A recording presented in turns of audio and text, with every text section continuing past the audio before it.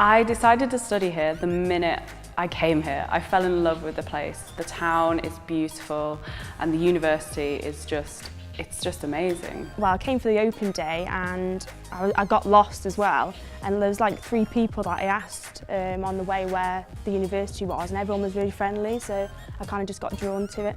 I thought I wanted to go to a big city university, but I've actually been really happy in a smaller place. Aber, coming to Aber is such a safe place. In Cardiff I wouldn't dare to walk, home alone at night. To Aber I'm quite comfortably, walking, home at night. The teachers are so friendly and so sort of accessible. They give you enough freedom so that you don't feel like you're sort of being told exactly what to do all the time. Personally, because I'm from Shropshire, I'm about 2.5 hours away, and I didn't even know a single thing about Aberystwyth, and I came for the open day.